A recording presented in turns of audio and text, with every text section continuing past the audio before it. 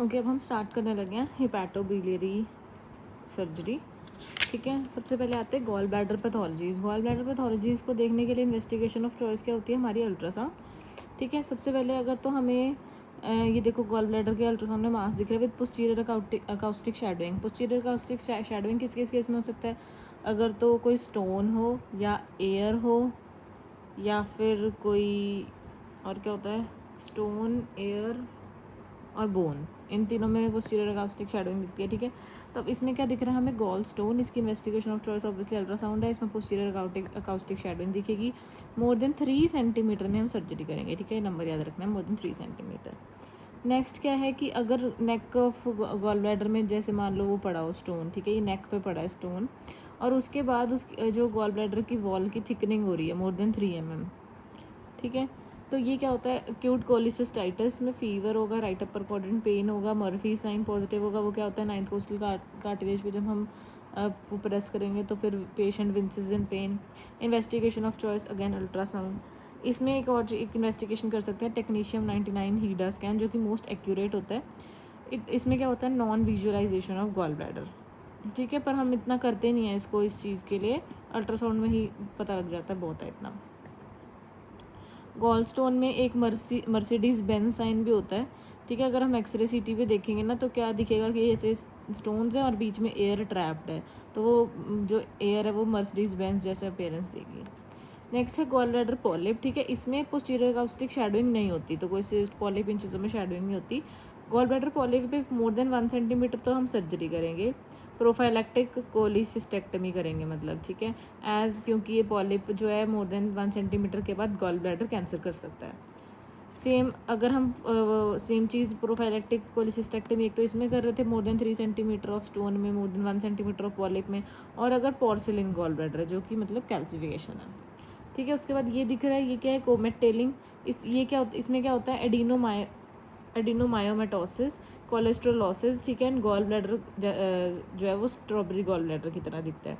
Cholesterol deposits होते हैं इसके अंदर। ठीक है, but it is not a risk factor for CAGP। ये क्या है? Gall bladder folded upon itself, variant है, एक नॉर्मल फेरेंजियल कैप की तरह दिख रहा है इसमें। ठीक है, ये हाइड्रेट सिस्ट की वो है, हनी कूम्बिंग दिखती है स्टेज 2 में। अभी हम हाइड्रेट सिस्ट का पूरा टॉपिक पढ़ेंगे, मैं वैसे एक बार एक्सरेज दिखा रही हूँ। ठीक है, ये वाटर लिली साइन है जो ट्रांजिशनल स्टेज होता है, WHO की 3rd स्टेज। फिर उसके बाद 5th स्टेज में इनएक्टिव कैल्सिफाइड दिखता है, ये NCCT है।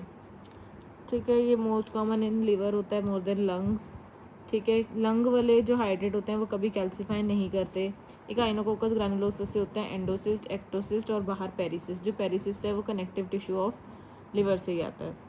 ठीक है, तो ये क्लासिफिकेशन हम उसमें कर लेंगे आगे जब टॉपिक आएगा। प्राइमरी होस्ट हमें पता है डॉग होता है, सेकेंडरी शीप होता है, और एक्सीडेंटल या डेड एंड होस्ट मैन होता है। गॉल स्टोन्स में कई तरफ या तो प्योर कोलेस्ट्रॉल स्टोन्स होते हैं, या मिक्स स्टोन्स होते हैं, या पिगमेंट स्टोन्स होते हैं, मतलब कोलेस्ट्रॉल, पिगमेंट या मिक्स्ड मोस्ट कॉमन ओवरऑल है जिसमें कोलेस्ट्रॉल और पिगमेंट दोनों हो। पिगमेंट में क्या होगा कि लेस देन 30% कोलेस्ट्रॉल होगा इसमें, तो इसलिए मोस्टली पिगमेंट ही है। ब्लैक हो सकते हैं, ब्राउन हो सकते हैं। ब्लैक में क्या होगा? Insoluble bilirubin pigment, calcium phosphate, calcium bicarbonate. Brown में क्या होगा? Calcium bilirubinate, calcium palmitate, calcium stearate. तो ये जो फैंसी शब्द हैं ये ब्राउन बना रहे हैं। इन्फेक्टेड बाई क्लोनोर्किस और कोलेंजाइटिस। ब्लैक वाले में हीमोलिटिक कंडीशंस में हो सकता है जैसे sickle cell anaemia, hereditary spherocytosis. Ultrasound abdomen करेंगे तो पता है हमें। और इसमें क्या देख सकते हैं हम? एक्यूट कोलिसिस्टाइटिस जो भी हमने यहाँ पे पढ़ा। ठीक है, इसमें क्या होगा? लोकल साइज ऑफ इन्फ्लेमेशन हो गया, हमें पता है मर्फी साइन। ठीक है, right upper quadrant pain, tenderness, mass, nausea, vomiting. Systemic science of inflammation हो गया जैसे कि fever, elevated CRP, elevated WBC। ठीक है, इमेजिंग फाइंडिंग्स में थिकन्ड वॉल हमने देख ली, probe tenderness and pericholecystic duct and pericholecystic fluid होगी। सस्पेक्टेड डायग्नोसिस इफ इन तीनों में से एक है। ठीक है, मतलब लोकल साइंस ऑफ इन्फ्लेमेशन है और सिस्टेमिक साइंस भी है, पर इमेजिंग पे नहीं दिख रहा था, वो सस्पेक्टेड डायग्नोसिस है। पर अगर इन सब में से एक एक पॉइंट है, इमेजिंग का भी, सिस्टेमिक का भी, लोकल का भी, तो मतलब फिर कंफर्म ही होगा डायग्नोसिस। गॉलस्टोन इन प्रेगनेंसी में अगर तो T1 में फर्स्ट ट्राइमेस्टर में कंजर्वेटिव मैनेजमेंट, सेकेंड ट्राइमेस्टर में तो लैब कोली कर लो अगर सीवियर है, मतलब अगर नहीं सहन हो रहा तो लैब कोली कर सकते हैं। थर्ड ट्राइमेस्टर में भी कंजर्वेटिव करना है, तो सिर्फ सेकंड ट्राइमेस्टर में ही ऑप्शन है कि तुम लैब कोली करा सकते हो, अदरवाइज तो रहने ही दो। देन ये कोलिसिस्टाइटिस में हमारे पास होता है टोक्यो, हाँ टोक्यो क्लासिफिकेशन है हमारे पास। इसमें क्या होता है, grade 1 2 3, 1 is mild, 2 is moderate, 3 is severe. ठीक है, ग्रेड 1 माइल्ड में कोई ऑर्गन डिसफंक्शन नहीं होता, ठीक है, वो माइल्ड चेंजेस आते हैं। ग्रेड 2 में ये सब आएगा कि WBC more than 1800, palpable tender mass है अपर राइट क्वाड्रेंट में, ठीक है। Then duration of complaints more than 72 hours है, मार्क साइंस ऑफ इन्फ्लेमेशन है, ठीक है। तो ये सब चीज़ें ग्रेड 2 में आएंगी। सीवियर में क्या होगा, ऑर्गन डिसफंक्शन होने लग गया, ठीक है। तो अब इसकी मैनेजमेंट कैसे करेंगे, टोक्यो गाइडलाइंस पे। तो टोक्यो का याद रखना, कोलिसिस्टाइटिस से लेना देना, ठीक है। ये कोलिसिस्टाइटिस ही में टॉपिक आया था फाइनल उसमें प्रैक्टिकल में, तो ये तो आना ही चाहिए कि इसमें टोक्यो गाइडलाइंस है, ठीक है। तो मैनेजमेंट कैसे करते हैं, अगर तो ग्रेड 1 है तो बस एंटीबायोटिक्स और जनरल सपोर्टिव केयर देंगे, NPO IV fluids, pain killers और ऑब्जर्वेशन करेंगे, ठीक है। और फिर उसके बाद जब वो थोड़ा सा ठीक ठाक टिक जाए तो फिर अर्ली लैप्रोस्कोपिक कोलिसिस्टेक्टमी कर सकते हैं। अगर ग्रेड 2 और 3 है, मॉडरेट या सीवियर, तो हमें एंटीबायोटिक्स को जनरल सपोर्टिव केयर तो देना ही है। अब अगर या तो नो नेगेटिव प्रिडिक्टिव फैक्टर्स हैं, गुड फैसिलिटीज़ हैं, ठीक है, तो तुम कर दो लैब कोली। पर अगर नेगेटिव प्रिडिक्टिव फैक्टर्स लग रहे हैं कि बाद में कोई दिक्कत आ सकती है और पुअर परफॉर्मेंस स्कोर है, तो फिर अभी तुम पहले पिगटेल से उसको ड्रेन करो, ठीक है, अर्जेंट गॉल ब्लैडर ड्रेनेज करो, ट्यूब कोलिसिस्टेक्टमी। फिर जब गुड तुम्हें परफॉर्मेंस लगने लग जाए तब डिलेड या इलेक्टिव LC करो, ठीक है। क्रॉनिक कोलिसिस्टाइटिस में क्योंकि रिपीटेड अटैक्स होते हैं तो उसमें तो कोलिसिस्टेक्टमी ही करते हैं, तो क्रॉनिक जब होता है तो, ठीक है। तो ये डिपेंड करता है, अगर तुम्हें लग रहा है कि हाँ गुड फैसिलिटीज़ हैं, कोई नेगेटिव प्रेडिक्टिव फैक्टर्स नहीं है, तो तुम अर्जेंट कर सकते हो, नहीं तो पहले पिगटेल से ड्रेन करके उसे डिले कर दो। Next, approach to obstructive jaundice.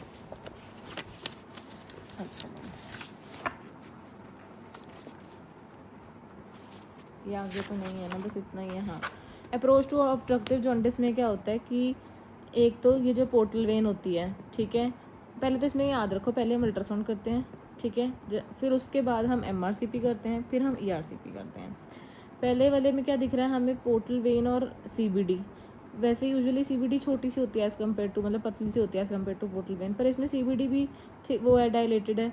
तो इसमें क्या है, CBD dilated more than 6 mm, ठीक है, ये पोर्टल वेन है, तो इससे हम क्या बोलते हैं, double barrel sign. So first investigation ultrasound, CBD dilated more than 6 mm, ठीक है। पर इसमें हमें सिर्फ प्रॉक्सिमल पार्ट दिखता है, हमें डिस्टल पार्ट तो दिखता ही नहीं है क्योंकि उसका जो डिस्टल पार्ट है वो फिर एयर आ जाएगी, नहीं दिखेगा, तो फिर इसलिए हम उसके बाद MRCP करेंगे। इन्वेस्टिगेशन ऑफ चॉइस क्या होती है हमारे पास, MRCP। इसमें हम कोई कॉन्ट्रास्ट नहीं होता, ये T2 वेटेड है, ठीक है, तो हमें वाइट कलर का दिख रहा है, इसमें CBD वाइट कलर की दिख रही है, ठीक है। तो इसमें कोई हाइड, इसमें ये देखो ये भी दिख रहा है, मतलब ये तो फ्लूइड हो गया ना, ये स्टोन जो है इसके अंदर दिख रहा है हमें थोड़ा सा, मेन पैंक्रियाटिक डक्ट में। कोई रेडिएशन नहीं होती है MRCP में, और नॉन इन्वेजिव है MRCP, ठीक है। तो ये जो वाइट फ्लूइड दिख रहा है ये क्या है, बाइल, यहाँ पे ऑब्स्ट्रक्शन दिख रही है। फिर उसके बाद नेक्स्ट क्या है, गोल्ड स्टैंडर्ड ERCP करते हैं हम, एंडोस्कोपिक रेट्रोग्रेड, ठीक है। इसमें कंट्रास्ट भी यूज़ करते हैं, ये डायग्नोस्टिक थेरेपेटिक दोनों है। एक्सरे गाइडेड इन्वेस्टिगेशन है, इसलिए इसमें रेडिएशन भी यूज़ होती है, ये तो MRI की तरह है ना, इसमें एक्सरे की तरह रेडिएशन भी यूज़ होगी, और ये इन्वेजिव प्रोसीजर है, ठीक है। तो अगर तो तुम्हें ये देखो, MRCP हमने क्यों किया, ये देखने के लिए कि CBD में स्टोन है। अगर तो तुम्हें CBD में स्टोन कभी अल्ट्रासाउंड में ही दिख जाता है, फिर तो तुम MRCP को स्किप कर सकते हो और सीधा ERCP कर सकते हो, नहीं तो फिर तुम्हें ऐसे ही करना है, अल्ट्रासाउंड MRCP ERCP। पर स्टोन किस में दिखना चाहिए, CBD में, ठीक है। तो ऑब्स्ट्रक्टिव जॉन्डिस में वैसे होता क्या है, क्ले कलर्ड स्टूल्स होते हैं, डार्क यूरिन होगा, और डायरेक्ट बिलीरुबिन एलिवेटेड होगा, ALP और GGT भी एलिवेटेड होंगे, ठीक है। उसके बाद आता है इन जॉन्डिस पेशेंट पैल्पेबल, अगर जॉन्डिस पेशेंट और पैल्पेबल और नॉन टेंडर GB है, ठीक है, तो फिर क्या हम सस्पेक्ट करेंगे, पेरी एम्पुलरी कार्सिनोमा, ठीक है, दैट इज़ कोवर्जियर्स लॉ बोलते हैं उसको। उसके बाद एक्यूट कोलेंजाइटिस में क्या होता है हमारे पास, चारकोट्स ट्रायड होता है और रेनॉल्ड्स पेंटैड होता है। चारकोट्स एक्यूट कोलेंजाइटिस मतलब CBD की इन्फ्लेमेशन होगी, है ना, तो चारकोट स्ट्राइड में क्या होता है, right upper quadrant, pain, fever, jaundice, वो 3 बेसिक बातें। रेनॉल्ड्स पेंटार्ड 5 चीज़ें, तो 2 और ऐड करनी है, उसमें क्या होता है, ऑल्टर्ड मेंटल स्टेटस और शॉक ऐड करना है, ठीक है।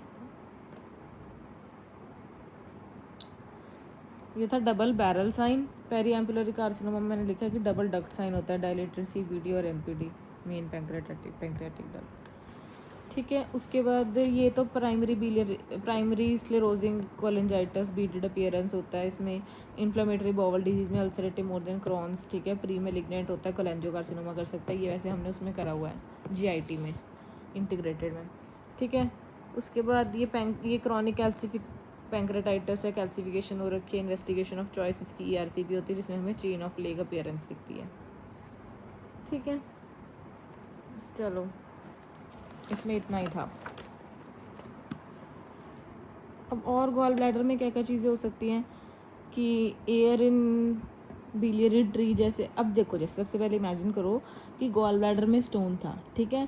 वो स्टोन जो है उसकी कनेक्शन ड्यूडेनम में बन गया और वो ड्यूडेनम में चला गया स्टोन। ड्यूडेनम में जाके वो क्या करेगा, ड्यूडेनम की ऑब्स्ट्रक्शन कर दी, मतलब स्मॉल बाउल की ऑब्स्ट्रक्शन कर दी, और वहाँ पे फिर उस चक्कर में बिलियरी ट्री में एयर हो गई, ठीक है। तो वो स्टोन बाउल में चला गया, ठीक है। तो अगर वो स्टोन बाउल में चला गया, बिलियरी ट्री में एयर आ गई और उल्टा बाउल की ऑब्स्ट्रक्शन होगी, उसे हम क्या बोलते हैं, गॉल स्टोन इलियस, जिसमें ट्राइड का नाम होता है रेगुलर ट्राइड, दैट इज़ न्यूमोबिलिया।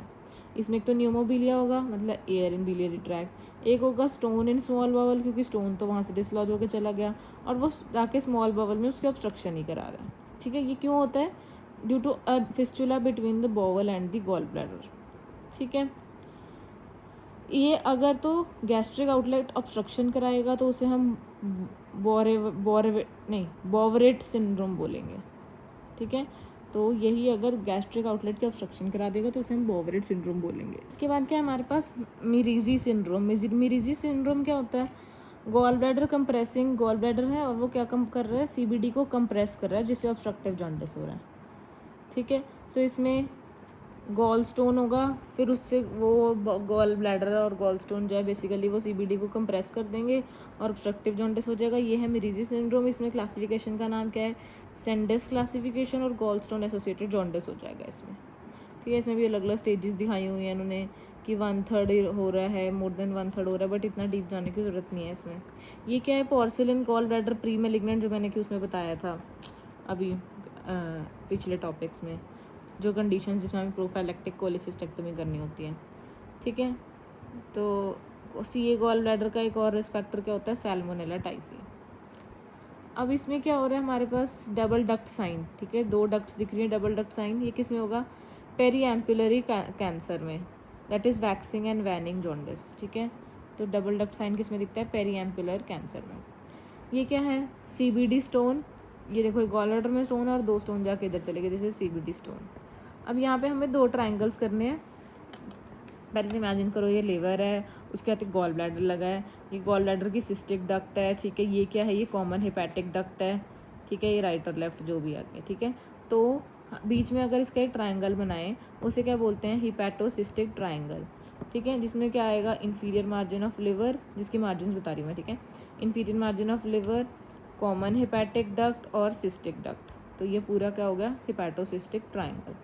उसके बाद एक होता है इसके बाद बीच में ना ये आर्टरी भी जा रही है, सिस्टिक आर्टरी, ठीक है। तो इसके नीचे वाला ट्रायंगल क्या होगा, कैलर्ट्स ट्रायंगल। तो इसमें क्या होगा, यहाँ पे सिस्टिक डक्ट ही रहेगी, यहाँ कॉमन हेपेटिक डक्ट रहेगी, ऊपर क्या होगी इसकी सिस्टिक आर्टरी, जो कि क्या है, branch of right hepatic artery, ठीक है।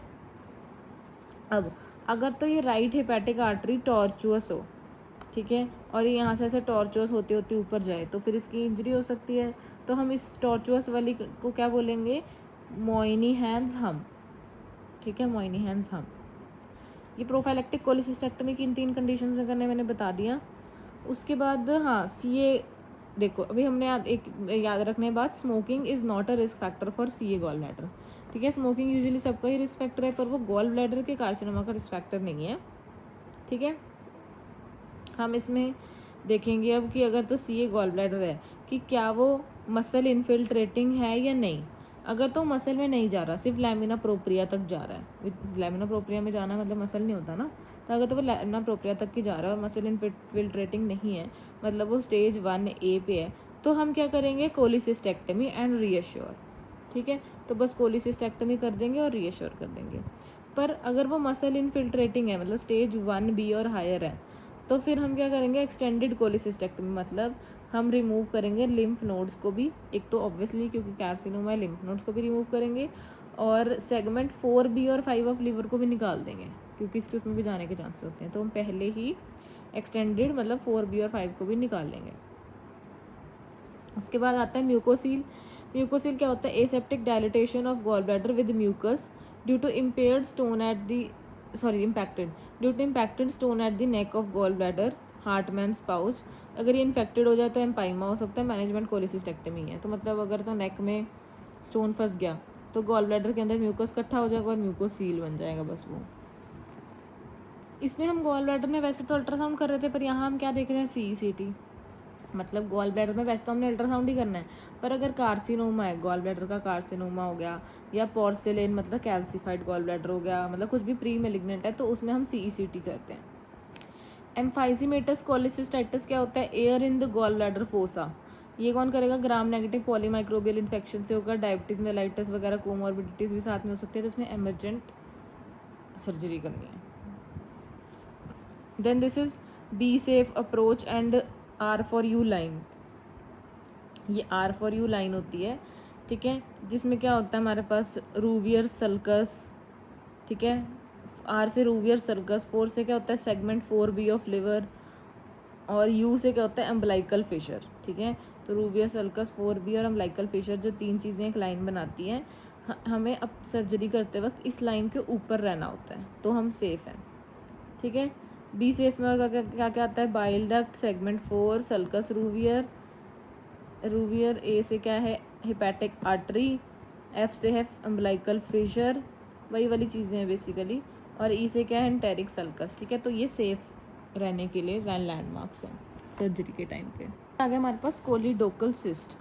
कोलिडोकल सिस्ट एक प्री मेलिग्नेंट कंडीशन है, ठीक है, तो इससे भी मेलिग्नेंसी हो सकती है। क्या होगा, CA गॉल ब्लैडर हो सकता है, कोलेंजियोकार्सिनोमा हो सकता है। ठीक है, इसमें हो क्या रहा है बेसिकली, ये कंजेनिटल डायलिटेशंस होती हैं ऑफ बाइल डक्ट। ठीक है, कि कंजेनिटली ही बाइल डक्ट बस किसी तरह से स्वोलन डायलेटेड हैं, ठीक है, वो मतलब एक सैक की तरह हैं, तो वो प्री मेलिग्नेंट होती हैं। तो इसके हमें क्या करें, हमने इसमें कोलिडोकल सिस्ट में हमारे पास होती है टोडानी क्लासिफिकेशन।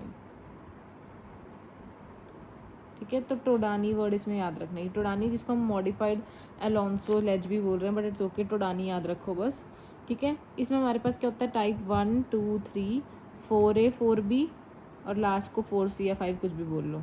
ठीक है, 1, 2, 3, 4A, 4B, इसको अलग से 5 भी बना सकते हैं, 4C भी बोल सकते हैं।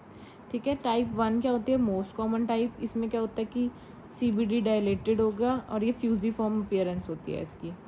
ठीक है, तो ये हो गया फ्यूजीफॉर्म।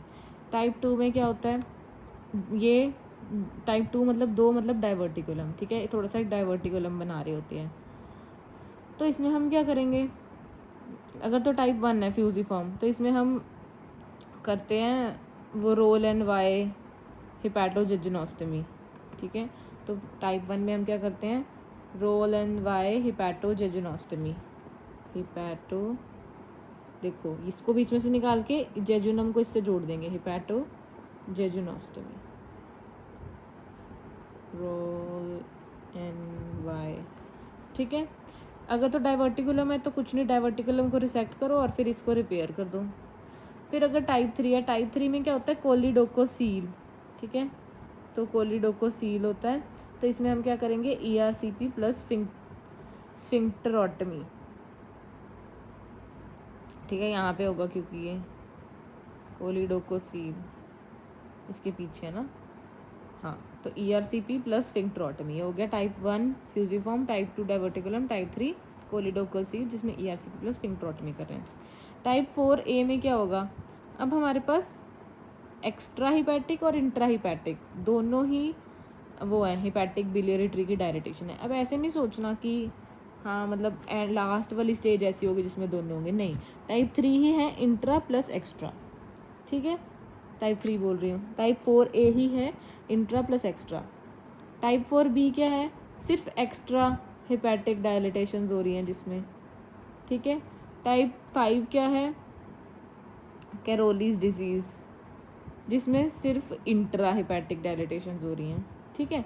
अब क्योंकि टाइप 4A में और 4C में लिवर भी इन्वॉल्व हो गया, तो इनका ट्रीटमेंट क्या होगा, लिवर ट्रांसप्लांट, ठीक है। इसमें लिवर इन्वॉल्व नहीं है, इसमें सिर्फ एक्स्ट्रा हिपैटिक वो है, एक्स्ट्रा हिपैटिक डायलिटेशंस है, तो इसमें हम क्या करेंगे, कसाई प्रोसीजर, ठीक है। तो इसमें क्या करते हैं, कसाई प्रोसीजर। सबका ट्रीटमेंट भी समझ आ गया साथ साथ।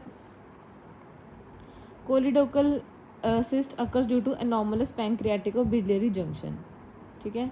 तो pancreatico-biliary junction anomalous की वजह से होता है। प्री मैलिग्नेंट मैंने बता दिया। इसका ट्रीटमेंट में रिसेक्शन करेंगे, रोल एंड वाई हेपेटिको-जुजुनोस्टमी करेंगे इसमें, और बाकियों में भी मतलब जो जो भी करना था वो बता दिया साथ में। अब इसमें एक और चीज़ है, जो ये होता है ना इंट्रा हेपेटिक वाला, इसमें कैलोरीज डिजीज़ होती है, जिसमें अगर तो तुम देखो ना इसकी रेडियोलॉजी पे हमें सेंट्रल डॉट साइन दिखता है ऐसे करके लिवर में, आई थिंक CT स्कैन पे, तो सेंट्रल वीनस रेडिकल की वजह से सेंट्रल डॉट साइन बोलते हैं, उसे कैरोलीज डिजीज़ भी बोलते हैं, ठीक है। तो 1 2 3 4A 4B 4C या फिर 4C को 5 भी बोल सकते हैं, टोडानी क्लासिफिकेशन। अब क्या हुआ, पेशेंट अंडरवेंट कोलिसिस्टेक्टमी, ठीक है। कोलिसिस्टेक्टमी कराई पेशेंट की, उसके बाद उसको जॉन्डिस हो सकता है कॉम्प्लिकेशन में, या बाइल लीक हो सकता है। तब हम बाइल लीक के बारे में पढ़ेंगे कि अगर बाइल डक्ट की इंजरी हो जाए तब क्या होगा, ठीक है। सो बाइल डक्ट की इंजरी के लिए हमारे पास है बिस्मथ और स्ट्रैसबर्ग क्लासिफिकेशन। पहले स्ट्रैसबर्ग, फिर उसके अंदर बिस्मथ आता है, ठीक है, बिस्मथ से बिनाइन। चलो तो पहले करेंगे हम स्ट्रैसबर्ग, ठीक है। उसमें हमारे पास क्या होगा, टाइप A B C और D, ठीक है। फिर हम करेंगे बिस्मथ, बिस्मथ में हमारे पास होगा टाइप E, जिसके आगे होगा E1 2 3 4 5, E के अंदर 5 पार्ट्स और होंगे, ठीक है। तो टाइप A में क्या है कि सिस्टिक डक्ट की लीक है, मतलब जहाँ से हमने गॉल ब्लैडर निकाला है वहीं से डक्ट ही थोड़ा सा लीक कर रहा है, ये मोस्ट कॉमन होता है और ये अपने आप ये माइल्ड होता है और अपने आप रिजॉल्व कर जाएगा, ठीक है। सो टाइप A हो गया मोस्ट कॉमन। फिर उसके बाद टाइप B और C में क्या होता है, यहाँ पे B और C में होती है aberrant right posterior sectoral duct, ठीक है। इसको क्या, ये कैसे हम एक्सप्लेन करेंगे कि जैसे मान लो नॉर्मली क्या होता है, ये होगी कॉमन हिपैटिक डक्ट और ये आ रही है सिस्टिक डक्ट, ठीक है। इसके बाद ये आगे जाके राइट और लेफ्ट हिपैटिक डक्ट में डिवाइड होती है, तो जो राइट हिपैटिक डक्ट है वो आगे जाके एक राइट एंटीरियर और राइट पोस्टीरियर सेक्टोरल में भी डिवाइड होती है, ठीक है। अगर तो कुछ वेरिएंट इसका ऐसा हो कि कुछ बंदों में ये राइट वाली एंटीरियर और लेफ्ट वाली जो है वो आगे तो ऐसे डिवाइड कर जाए, पर जो राइट पोस्टीरियर है वो यहीं से आ रही हो, ठीक है। तो क्या करेंगे हम, तो क्या कर सकता है, मतलब सर्जन ये कर सकता है कि इसको काटते काटते वो इसे इंजर कर दे, ठीक है, मतलब ये ब्लॉक कर दे, या फिर वो इसी को समझ के इसी को काट दे। तो ये दो कंडीशंस हो सकती हैं कि सर्जन ने इसी को काट दिया, तो फिर अगर तो उसे ब्लॉक कर दिया राइट एबरेंट, मतलब aberrant right posterior sectoral duct को, तो होता है B, अगर उसे कट कर दिया तो होता है C, ठीक है। उसके बाद D क्या होता है कि बस लेटरली कॉमन हिपैटिक को थोड़ा सा वो CBD, मतलब कॉमन हिपैटिक बोल रही हूँ, कॉमन बाइल डक्ट की लेटरली थोड़ी सी इंजरी कर दी, ठीक है। तो मतलब थोड़ा सा पूरी नहीं है, छोटी सी है, लेस देन 50% है। तो ये हो गया A B C D, right. अब उसके बाद आता है E में क्या हो रहा है, सर्कमफ्रेंशियल बाइल डक्ट ही काट दी।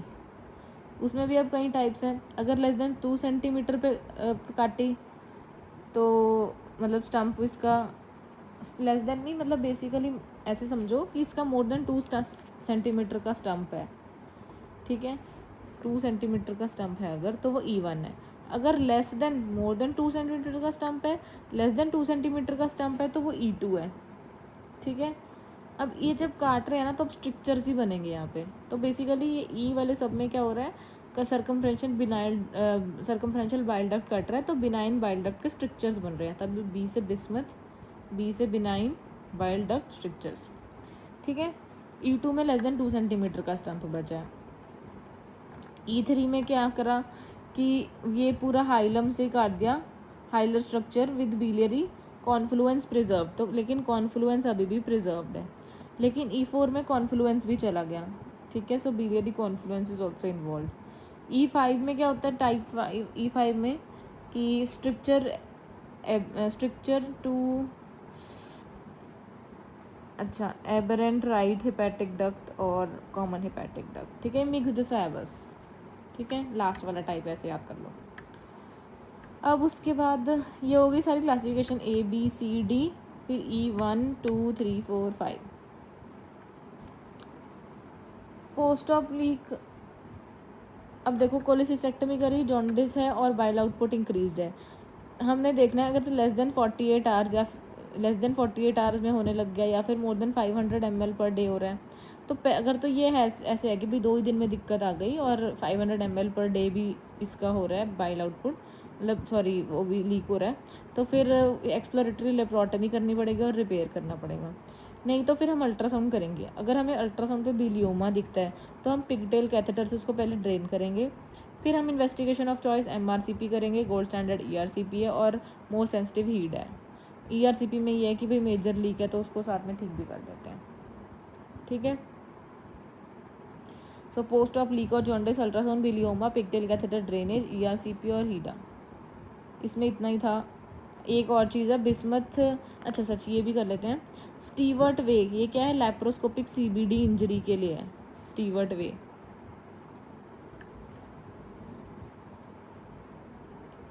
CBD प्लस अगर वैस्कुलर इन्वॉल्वमेंट है तो कौन सी क्लासिफिकेशन होती है, सब क्लासिफिकेशन है। स्टीवर्ट वे लैप्रोस्कोपिक CBD के लिए है। CBD प्लस अगर वैस्कुलर है तो हैनोवर, क्योंकि V आ रहा है इसमें। बिस्मथ को कॉरलेट क्लासिफिकेशन इज कोलेंजियोकार्सिनोमा में होता है, जो कि है क्लैट स्किन ट्यूमर। ये पेरीहाइलर कोलेंजियोकार्सिनोमा होगा, ठीक है। इसमें भी आगे टाइप्स होती हैं। Rising at the Confluence of hepatic duct 1 2 3A 3B 4, ठीक है। कॉन्फ्लुएंस को नहीं करा, कॉन्फ्लुएंस को कर दिया, राइट डक्ट इन्वॉल्व होगी, लेफ्ट डक्ट इन्वॉल्व होगी और दोनों इन्वॉल्व होगी, ठीक है। थोड़ा सा इजी सा ही है। 1 है कि कॉन्फ्लुएंस को इन्वॉल्व नहीं किया, 2 है कि कॉन्फ्लुएंस को इन्वॉल्व कर गया, 3 है राइट और लेफ्ट का, 3A राइट है डक्ट, 3B लेफ्ट डक्ट, दोनों है तो 4, ठीक है। तो क्लैट स्किन ट्यूमर जो है पेरीहाइलर कोलेंजियोकार्सिनोमा इसमें आ रहा है। इसके बाद हमारे पास आ जाता है लिवर। लिवर में हम सबसे पहले क्या करेंगे, लिवर एब्सेस, ठीक है। तो अगर हमें CECT पे एब्सेस दिख रही है लिवर की तो इट कैन बी अमीबिक और पायोजेनिक एब्सेस, ठीक है। अमीबिक एब्सेस में किसकी वजह से होती है, एंटामीबा हिस्टोलिटिका की वजह से। तो इसमें क्या होगा, हमें हिस्ट्री ऑफ डायसेंट्री मिलेगी, ठीक है। रूट क्या होगा, स्मॉल और लार्ज बाउल की इन्फेक्शन, फिर उसकी वजह से वो फिर उसका पोर्टल वेन में गया और फिर वो मोस्ट कॉमन सेगमेंट अफेक्टेड कौन सी होती है, सेगमेंट 7, ठीक है। नंबर ऑफ एब्सेस, ये एक ही एब्सेस होगी सॉलिटरी, ठीक है। एब्सेस में दोनों में ही वैसे कॉमन क्लिनिकल फीचर होगा कि राइट हाइपोकॉन्ड्रियम पेन और फीवर हो रहा है, ठीक है। इसमें PTINR इंक्रीज हो जाएगा क्योंकि ये डायसेंट्री है इसके साथ में, ठीक है। और एस्पिरेट अगर हम करेंगे तो हमें क्या मिलेगा, एनकोवी सॉस। तो एनकोवी सॉस किस में होती है, अमीबिक वाले में, ठीक है। CECT में पस कलेक्शन देखेंगे। पायोजेनिक में क्या होता है कि पायोजेनिक में ये इकोलाई मोस्ट कॉमन इकोलाई की वजह से हो गई। मोस्ट कॉमन इन एशियंस क्या होता है, क्लेब्सेला। क्रॉनिक ग्रैनुलोमेटस डिजीज है तो staph aureus, E coli, Klebsiella, staph aureus. ये इसका मेन रूट कॉज क्या होता है हमारे पास, ascending cholangitis via biliary tree से आता ही है, ठीक है। असेंडिंग कोलेंजाइटिस से आ रही है, कोलेंजाइटिस ऊपर को असेंड कर गया अगर। ये 50% सॉलिटरी 50% मल्टीपल होती है, बेसिकली मल्टीफोकल हो सकती है ये। और ये मोर टॉक्सिक या सिक लुकिंग पेशेंट दिखता है इसके अंदर पायोजेनिक में। इसमें ALP इंक्रीज होता है, उसमें क्या था, PTINR इंक्रीज, इसमें ALP इंक्रीज। मैनेजमेंट कैसे करेंगे दोनों का, अगर तो अमीबिक है तो हम देंगे metronidazole 800 mg 3 times a day, ठीक है। रिस्पॉन्डिंग है तो हमें 2-3 हफ्ते तक यही देना है। नॉट रिस्पॉन्डिंग है तो ड्रेन करेंगे विद पिगटेल कैथेटर। और अदर इंडिकेशंस है कि अगर सेकेंडरी इन्फेक्शंस हैं, abscess cavity more than 5 centimetre है, लेफ्ट लोब का एब्सेस है, प्रेगनेंसी है, इम्पेंडिंग रप्चर है, तो सब में मतलब पिगटेल से ड्रेन करेंगे जिसमें तुम ये सब चीज़ें देख रहे हो। और अगर तो पायोजेनिक एब्सेस है तो उसमें हम ब्रॉड स्पेक्ट्रम IV एंटीबायोटिक्स देंगे और अर्ली ड्रेनेज कर देंगे विद पिगटेल, ठीक है। ये हो गया लिवर एब्सेस। इसके बाद है हमारे पास लिवर में हाइड्रेटेड डिजीज़, हाइड्रेटेड सिस्ट। इसमें क्या करते हैं हम, पहले तो हमें पता है कि ये किससे हो रहा है, इकाइनोकोकस ग्रैनुलोसस से हो रहा है, डॉग टेपवर्म जिसको बोलते हैं, ठीक है, मोस्ट कॉमन इससे होता है। इसमें dog is definitive host, intermediate host sheep है, डेड एंड और एक्सीडेंटल होस्ट ह्यूमन है। हिस्ट्री ऑफ शीप हैंडलिंग या शीप शेफर्ड में ये दिख सकता है, ठीक है। तो इसके अंदर ये देखो, ये स्ट्रक्चर देख लेते हैं इसका।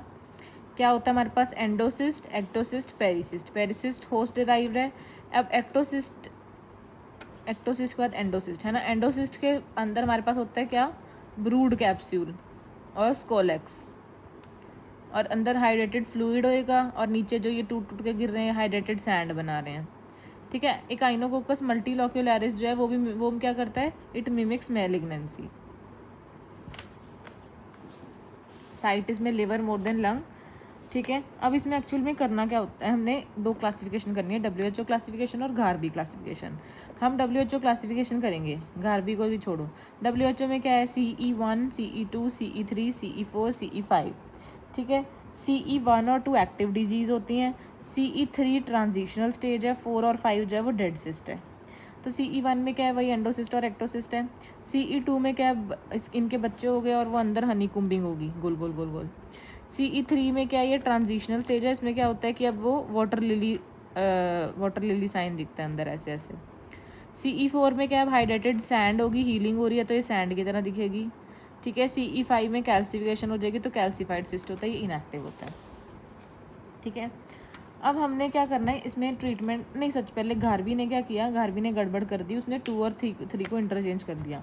मतलब जो हमारा CE2 है वो है घारबी 3, और जो हमारा CE3 है वो है घारबी 2, ठीक है। तो मतलब घारबी के अकॉर्डिंग 2 में हमें वाटर लिली साइन दिख रहा है, 3 में हमें हनी कुम्बिंग दिख रही है, ठीक है। उसके बाद हम इसमें ट्रीटमेंट क्या देंगे, एल्बेंडाजोल 2 to 3 वीक्स के लिए, फॉलोड बाय पेयर। पेयर क्या होता है, परक्यूटेनियस एस्पिरेशन, फिर इंजेक्शन और फिर री एस्पिरेशन। मतलब हम यहाँ पे जो भी सिस्ट होता है उसमें से पहले एस्पिरेट करेंगे, ठीक है, कंटेंट को, फिर अंदर वाले कंटेंट को मारने के लिए क्या देंगे, 95% इथेनॉल, हाइपरटोनिक सेलाइन या सिट्रेमाइड, फॉर्मेलिन नहीं देना। फिर उसके बाद हम री एस्पिरेशन करेंगे, वो जो अंदर मर गया उसे फिर से भी तो निकालना है, ठीक है। मतलब ये इंजेक्शन दिया ना, पहले तो परक्यूटेनियस एस्पिरेशन की, इंजेक्शन दिया, फिर री एस्पिरेशन की। तो अगर तो हमें एस्पिरेशन करने पे बिलीरुबिन आ गया ना बाहर, बिलीरुबिन तो आ ही नहीं सकता था, तो इससे क्या पता लगेगा कि फिस्चुला है, फिर हमने पेयर नहीं करना, ठीक है। तो कॉन्ट्राइंडिकेशंस टू पेयर क्या है, एक तो फिस्चुला में नहीं करना, दूसरा अगर इनएक्टिव सिस्ट है तो कोई फ़ायदा नहीं है उसको करके जब वो ख़त्म ही हो गया है। और मल्टीलोक्यूलेटेड सिस्ट में अगर मान लो ऐसे मल्टीलोक्यूलेटेड सा सिस्ट है, अब इसमें तुम कितनी बार करते रहोगे, है ना, तो मल्टीलोक्यूलेटेड सिस्ट में नहीं करना पेयर। तो इन सब में जिनमें ही कॉन्ट्राइंडिकेटेड होता है उसमें हम क्या करते हैं, surgery, that is laparoscopic pericystectomy, right. तो पेयर हम सिर्फ किसने करते हैं, एक्टिव लीजन में, मतलब 1 to 3 के बीच में। ये हो गया surgery. If pair is contraindicated after endocystectomy, residual pericyst cavity may remain, which can lead to post-op infection. Thus, spiral suturing of the hydrated cyst walls to obliterate the residual cavity, capitonage. ठीक है। तो वो कह रहे हैं जिन जब pair नहीं होती और हम फिर सर्जरी करते हैं तो उसको रेजिडुअल कैविटी को ऑब्लिटरेट करने के लिए स्पाइरल सूचरिंग करते हैं, उसे कैपिटोनाज बोलते हैं। So that's it. अब नेक्स्ट है हमारे पास हिपैटोसेलुलर कार्सिनोमा, ठीक है, लिवर के ट्यूमर्स बेसिकली। चलो पहले मैं बिनाइन के बारे में बता देती हूँ। बिनाइन ट्यूमर्स क्या होते हैं, लिवर हिमैंजियोमा हो सकता है, हिपैटिक एडिनोमा हो सकता है, या फॉलिकुलर नोडुलर हाइपरप्लेजिया हो सकता है। लिवर हिमैंजियोमा जो है वो most common benign tumour of liver है, यूजुअली एसिम्टोमेटिक होता है। इसमें हमें CT पे पेरिफेरल नोडुलर एनहांसमेंट दिखेगी, ठीक है, कोई सर्जिकल इंटरवेंशन नहीं चाहिए। तो लिवर हिमैंजियोमा बस याद रखना है, most common benign tumour of liver है, ठीक है। हेपेटिक एडिनोमा जो है वो किससे एसोसिएटेड होता है, OCP इंटेक से हमने किया हुआ है, OCPs में याद रखो, ठीक है। रिस्क ऑफ मेलिग्नेंट कन्वर्जन 10% होता है, फीमेल्स में ज़्यादा होगा क्योंकि OCPs तो फीमेल ही ले रही है। मोस्टली सिम्टोमेटिक होता है, राइट हाइपोकॉन्ड्रियम पेन वगैरह होगा, ठीक है। CECT करेंगे इसमें। हिस्टोपैथोलॉजी पे sheets of hepatocytes, no ducts, no Kupffer cells. इसमें बॉर्डेक्स क्लासिफिकेशन होती है, inflammatory, beta catenin mutated, risk of इस बीटा कैटेटिन अगर म्यूटेटेड हो तो रिस्क ऑफ हिपैटोसेलुलर कार्सिनोमा बढ़ जाता है। HNF1 अल्फा म्यूटेटेड, उसमें क्या होगा, फैट और increase risk of rupture. Management है इसकी, रिसेक्शन करेंगे अगर तो मोर देन 5 सेंटीमीटर है, नॉर्मल केसेस में मोर देन 5 सेंटीमीटर में, हाई रिस्क में मोर देन 2 सेंटीमीटर में। हाई रिस्क यही वाले हो गए कि अगर वो इन्फ्लेमेटरी या बीटा कैटेटिन म्यूटेशन है, HNF1 अल्फा म्यूटेटेड है। ठीक है। FNH क्या होता है, फॉलिकुलर नोडुलर हाइपरप्लेजिया, कि इसमें ब्लड सप्लाई कम हो जाती है। तो हमें क्या दिखता है, सेंट्रल स्टिलेट स्कार दिखेगा इसमें, और हॉटस्पॉट दिखेगा ऑन टेक्नीशियम 99 स्कैन। ठीक है। तो टेक्नीशियम 99 स्कैन पे हॉटस्पॉट दिखता है कूपर सेल्स की वजह से, और ECT पे सेंट्रल स्टिलेट स्कार दिखता है। इसमें हिपैटोसेलुलर, चलो बस यही है मेन, तो कि ब्लड सप्लाई कम होने की वजह से हो रहा है। इसका मैनेजमेंट क्या होता है, कंजर्वेटिव। चलो ये हो गया। और एक और चीज़ इसमें क्या लिखी हुई है कि thorotrast is associated with hepatocellular carcinoma, cholangiocarcinoma और renal cell carcinoma. Paraneoplastic syndromes इसमें क्या होते हैं हिपैटोसेलुलर कार्सिनोमा में, हाइपोग्लाइसीमिया, ट्रिपल फेज, चलो ये तो मैं कर ही लूँगी इसमें। चलो अब हम हिपैटोसेलुलर कार्सिनोमा स्टार्ट करते हैं। ठीक है। सबसे पहले लिवर में ब्लड सप्लाई देखो पोर्टल वेन से आती है 80% और 20% हिपैटिक आर्टरी से आती है। ठीक है। तो ये दोनों से आ रही है। तो हम इसमें इन्वेस्टिगेशन ऑफ चॉइस क्या होता है हिपैटोसेलुलर कार्सिनोमा में, ट्रिपल फेज CT या MRI। ठीक है। MRI ऑब्वियसली प्रेफर्ड करेंगे अगर अवेलेबल है तो, पर ट्रिपल फेज करते हैं। इसका मतलब क्या है कि सबसे पहले एक आता है हमारे पास इन्हांसमेंट, फिर आता है वॉश आउट, फिर आता है कैप्सूल। ठीक है, या डिलेड फेज।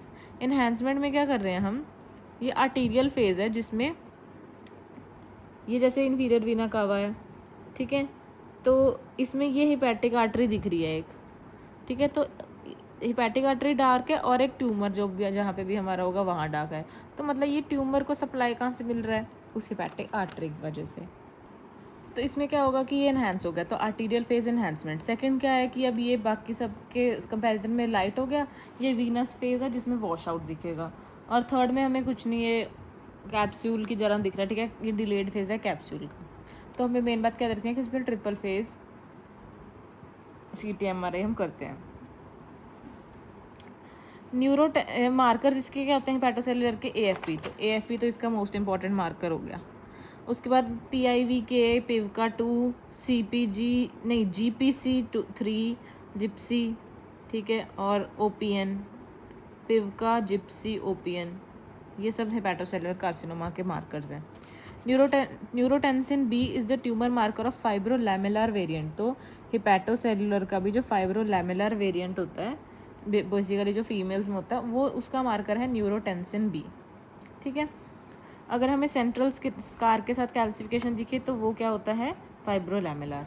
ठीक है। कैल्सिफिकेशन अगर दिखे, और अभी हमने क्या किया कि अगर सेंट्रल स्कार के साथ हमें हॉटस्पॉट दिख रहा है और सल्फर कोलॉइड, तो फिर वो क्या होता है, FNH, फॉलिकुलर नोडुलर हाइपरप्लेसिया, ये जो हमने अभी किया ये वाला।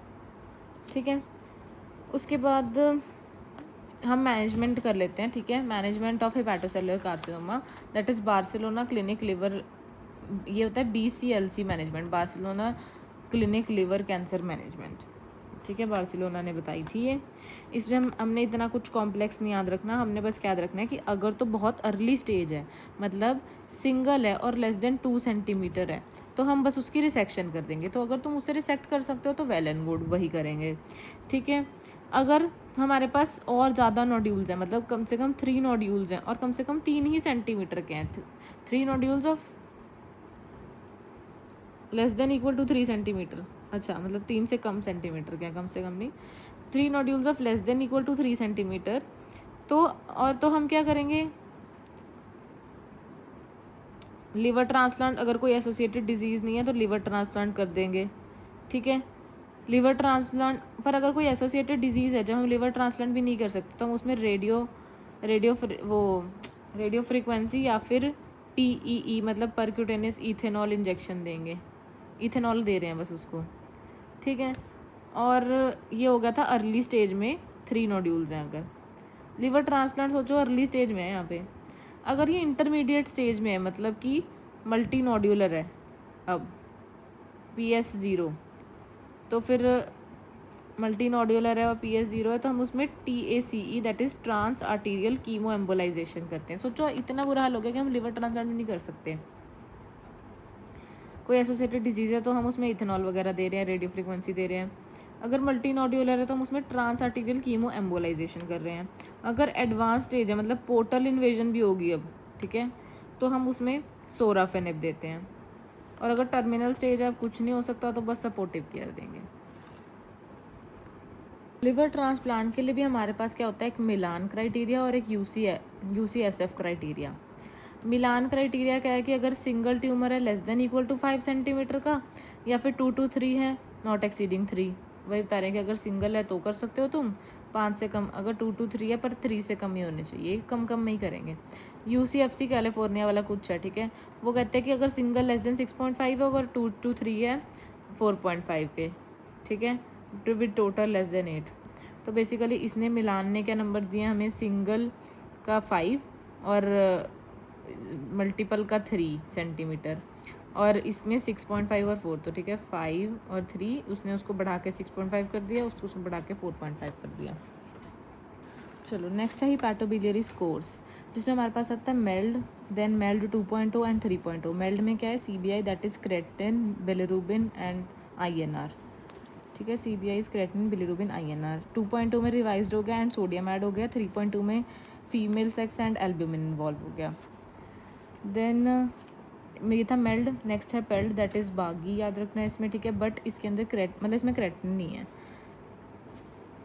बिलिरुबिन और INR एज इट इज़ है, बिलिरुबिन और INR, बीच में AAG आग ऐड हो गया that is albumin, as less than 1 year and low growth failure, क्योंकि पीडियाट्रिक है so as less than 1 year, albumin और ग्रोथ फेलियर। नेक्स्ट है चाइल्ड बुक स्कोर, जिसमें हमें बस ये याद रखने हैं parameters ABCDE that is albumin, bilirubin, coagulation है, ये क्रिएटिनिन नहीं है, so this is not creatinine, this is coagulation. ABCD से डिस्टेंशन, E इज़ एनकेफलोपैथी, ठीक है। Then we have King's College criteria for liver transplant in ALF, acute liver failure में King's College criteria है, due to metabolic causes की वजह से होता है। एसिटामाइनोफेन और नॉन एसिटामाइनोफेन से हो रही है। Time for jaundice encephalopathy more than 7 days होता है, बस इतना ही करना है। Then Nazer criteria, Nazer index is Wilson's disease. Wilson's में होता है नाजर, जिसमें हमें याद रखना है baptism that is bilirubin, PT-INR and AST, Nazer Wilson baptism.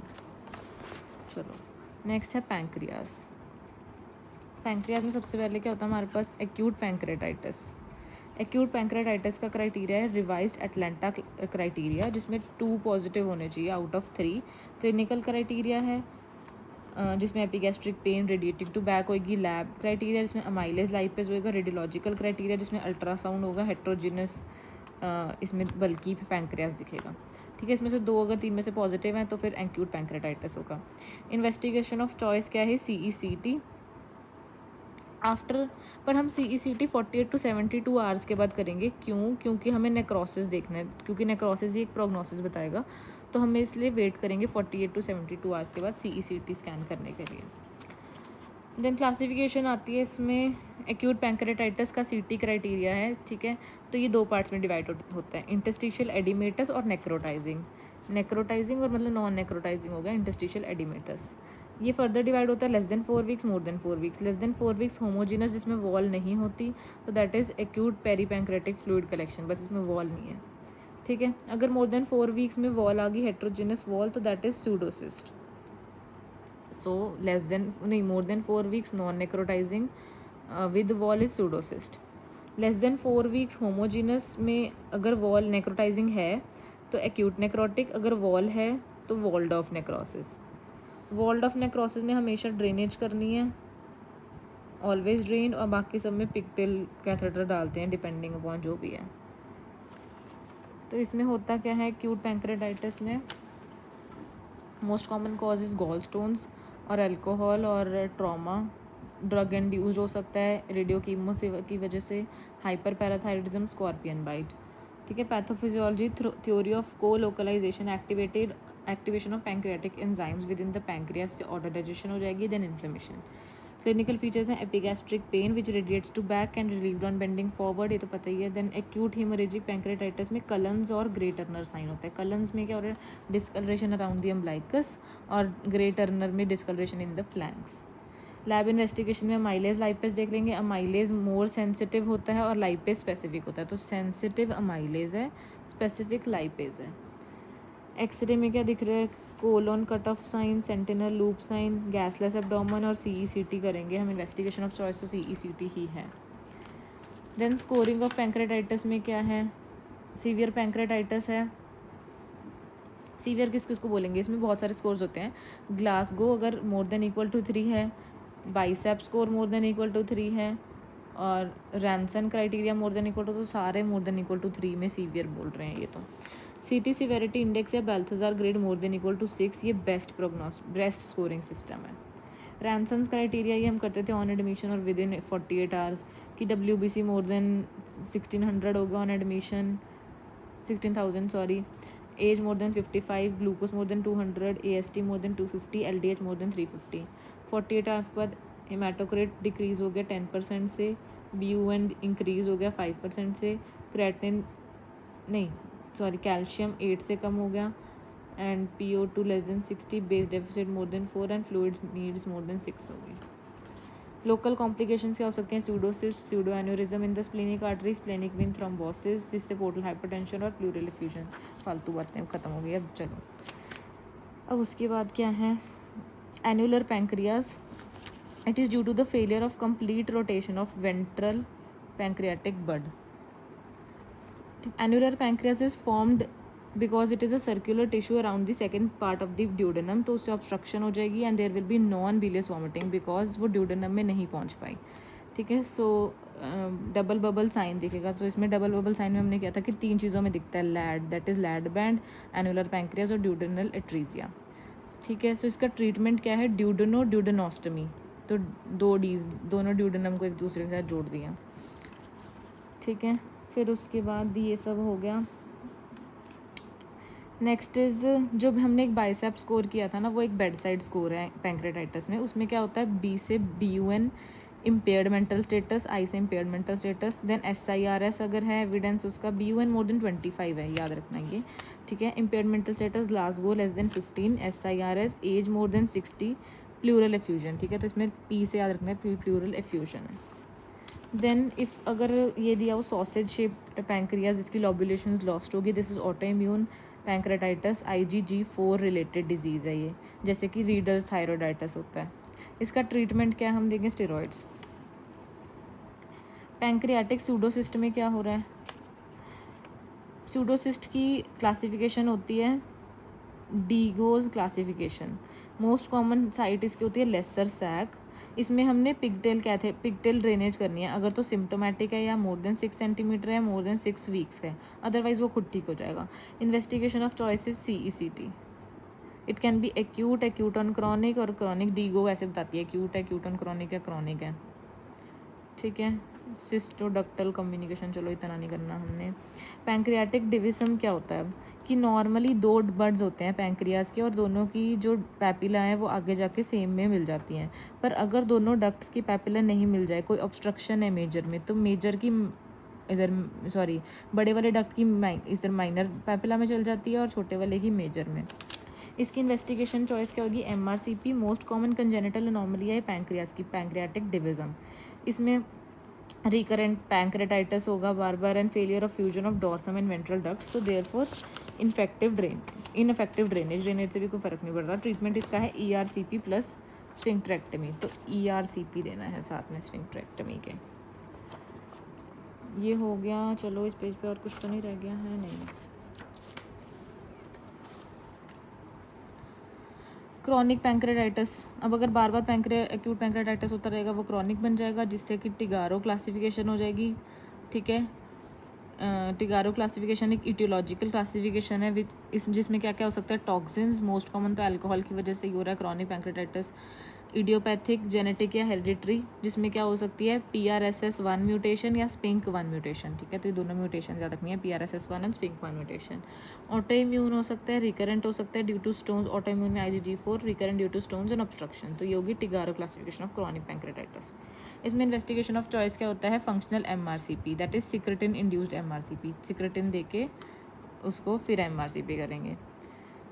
Gold standard तो ERCP है, क्योंकि इसमें डक्ट डायलिटेशन दिखेंगे और चेन ऑफ लेग्स दिखेगी। क्लिनिकल फीचर में मैल एब्जॉर्प्शन, स्टीएटोरिया, क्योंकि एक्सोक्राइन पार्ट भी नहीं काम करेगा, diabetes mellitus and pain in the stones in the main pancreatic duct की वजह से। ERCP के लिए कैम्ब्रिज क्लासिफिकेशन होती है, जिसमें चेन ऑफ लेग्स दिख रही है। मैनेजमेंट में क्या करना है, चलो ये था। अब इसमें मैनेजमेंट क्या करेंगे क्रॉनिक पैंक्रेटाइटिस में, पहले तो अगर कंजर्वेटिव मैनेजमेंट करेंगे, अगर गुड रिस्पॉन्स है तो ठीक है, अगर रिस्पॉन्स नहीं आ रहा तो हम इंटरवेंशन करेंगे। सबसे पहले based on the main pancreatic duct का डायमीटर ड्रेनेज करेंगे हम, अगर वो लेस देन 5 mm का है उसका डायमीटर, तो हम ERCP प्लस स्फिंक्टरोटमी करेंगे। अगर मोर देन 5 mm का है तो क्या करेंगे, पैंक्रियाटिको जेजुनोस्टमी, ठीक है। पैंक्रियाटिको जेजुनोस्टमी में क्या है, प्यूस्टोज और ड्यूवाल्स। प्यूस्टोज में क्या करते हैं कि ये पूरा ही उठा के इसके साथ जोड़ दिया, ठीक है। ड्यूवाल्स में सिर्फ डिस्टेंट एंड जोड़ा पैंक्रियाज और जेजुनम का। So Duval's is end to end anastomosis. और एक फ्रेज होता है जिसमें क्या होता है, हेड इन्वॉल्व होता है, तो भाई हेड निकाल देना है हमने, फिर उसके बाद पैंक्रियाटिक और जेजुनोस्टमी कर देना है, ठीक है। फिर रिसेक्शन में क्या होगा, इन्फ्लेमेशन अगर तो टेल से रिस्ट्रिक्टेड है तो डिस्टल पैंक्रेटेक्टमी कर देंगे, अगर हेड एंड नेक में है तो हेड एंड नेक की रिसेक्शन कर देंगे। अच्छा, हेड इसमें सिर्फ हेड ही रिमूव कर रहे हैं, बेगर्स में हेड रिमूव कर दिया। और first core out the head, then pancreaticojejunostomy, अगर उसकी फिर भी पैंक्रेटिक को जेजुनेस्टमी कर रहे हैं तो वो फ्रेज हो गया। प्यूस्टोस, डुवाल्स, फ्रेज और बेगर्स, ये नाम याद रखने हैं। देन एडिनो कार्सिनोमा पैंक्रियाज में क्या होता है, मोस्ट कॉमन पैंक्रियाटिक का एक्सोक्राइन ट्यूमर है। इसमें PRSS जीन, SPINK1 जीन, वही दोनों जीन्स हैं। प्यूट्स जेगर्स में भी होते हैं। क्रॉनिक पैंक्रेटाइटिस और स्मोकिंग, ओबेसिटी, डायबिटीज़, अल्कोहल, ये सब रिस्क फैक्टर्स रहेंगे। जेनेटिक म्यूटेशन KRAS म्यूटेशन होती है first most common, then CDK2A, SAD1 और P53 last. Clinical features obstructive jaundice होगा विद पैल्पेबल गॉल ब्लैडर, जो कि कोवर्सियस लॉ में मैंने बताया था। टाइप्स हैं इसके, हेड ऑफ पैंक्रियास का हो सकता है या एम्पुलरी हो सकता है। एम्पुलरी में वैक्सिंग एंड वैनिंग टाइप होता है। इन्वेस्टिगेशन ऑफ चॉइस क्या है, CECT। MRCP पे डबल डक्ट साइन दिखता है। एक और कौन सा साइन क्या था, डबल बैरल साइन, वो किस में था, डबल बैरल साइन। चलो, ट्रीटमेंट क्या है, विपल्स, देन रूफ टॉप इंसिजन देंगे इसमें, चलो ये नहीं करना हमने। ओहाशी ट्रायड में क्या है कि फिश माउथ अपीयरेंस, अच्छा पहले ये कर देती हूँ मैं। पैंक्रियाटिक सिस्टिक नियोप्लाज्म, ये cystic neoplasm can be serous, mucinous और intraductal papillary mucinous, IPMN, intraductal papillary mucinous. Serous में याद रखना है ग्रैंड मदर, तो वो एल्डरली में होगा, ठीक है। सो ये बिनाइन होता है, ग्रैंड मदर है, बिनाइन है। इसमें माइक्रोसिस्ट होंगे with calcification and central stellate scar होगा, ठीक है। सेंट्रल कैल्सिफिकेशन होगी, सेंटर दे देना ग्रैंड मदर को। देन ग्लाइकोजन रिच है, ग्रैंड मदर ग्लाइकोजन ही खाती रहती है, और क्यूबॉइडल है। अगर तो बिनाइन है तो उसमें CEA कम होगा, तो ये बिनाइन है तो इसमें भी लो CEA है। अगर कोई डक्टल कम्युनिकेशन नहीं है तो अमाइलेज भी लो होगा, सो लो CEA, लो अमाइलेज। देन म्यूसिनस से याद रखना मदर यंग एज में होगा, ये यंग फीमेल्स में, मदर था 30% मेलिग्नेंट। लार्ज सिस्ट होंगे, अब इसको सिस्ट भी बड़े हैं, सेप्टेशंस भी है और मैक्रोसिस्टिक है। मदर्स आर पेरिफेरल, ठीक है, ग्रैंड मदर को लगता है ऐसा। Then columnar mucin producing with ovarian stroma, ovarian because mother. Then high CEA होगा क्योंकि इसमें मेलिग्नेंट पोटेंशियल है पर लो अमाइलेज होगा। IPMN में क्या हो रहा है, ग्रैंडफादर याद रखना है, ठीक है। एल्डरली मेल्स में होगा, 65% मेलिग्नेंट, टानाकोस क्राइटेरिया। इसमें डायलेटेड मेन पैंक्रेटिक डक्ट होता है एंड इसमें कैल्सिफिकेशन नहीं होगी, रेयर। कॉलमनर म्यूसिन प्रोड्यूसिंग है ये, ठीक है। सो ग्रैंडफादर म्यूसिन बना रहा है एंड कॉलमनर है, ठीक है। इसमें क्योंकि मैलिग्नेंट पोटेंशियल है तो फिर CEA तो हाई है ही है। अब क्योंकि इंट्राडक्टल पैपिलोमा है तो डक्ट भी इन्वॉल्व हो रहे हैं तो अमाइलेज भी हाई है। इसमें फिश माउथ डिफेक्ट होता है, Ohashi triangle, that is fish mouth appearance होगी, म्यूसिन आएगा एम्पुला से और डायलेटेड मेन पैंक्रेटिक डक्ट होगी, ठीक है। तो इसमें ओहाशी ट्राइड हो गया। अगर यंग एडोलेसेंट फीमेल में हो रहा है that is solid cystic lesion तो उसे SPEN बोल रहे हैं, solid pseudo papillary epithelial neoplasm, ये ग्रैंड डॉटर याद रखना है, SPEN स्यूडो पैपिलरी। देन 2 चीज़ें रहेगी बस, ग्लूकागोनोमा और इंसुलिनोमा। ग्लूकागोनोमा में 4 Ds होते हैं, डायबिटीज़ मेलाइटस, डर्मेटाइटिस, DVT और डिप्रेशन। DVT, DM, डर्मेटाइटिस और डिप्रेशन। इंसुलिनोमा क्या है, most common pancreatic endocrine tumour है ये। एक्सोक्राइन था एडिनोकार्सिनोमा, एंडोक्राइन इज इंसुलिनोमा। इसमें विपल्स ट्रायड होता है, दैट इज़ फास्टिंग हाइपोग्लाइसीमिया हो जाएगा, ब्लड शुगर 40 से कम हो जाएगा, rapid resolution on giving glucose, तो फिर ठीक भी हो जाएगा जल्दी जल्दी से। देन फास्टिंग इंसुलिन बढ़ जाएगा, C पेप्टाइड लेवल्स बढ़ जाएंगे और 72 आवर फास्टिंग टेस्ट करते हैं हम इसमें। And treatment is nucleation. इसके लिए जो हमने विपल्स प्रोसीजर करना था ना उसमें ये याद रखना है कि इसमें कर रहे थे क्रॉनिक पैंक्रेटाइटिस में विपल्स प्रोसीजर, शायद विपल्स प्रोसीजर होता कि हाँ CA पैंक्रियाज में।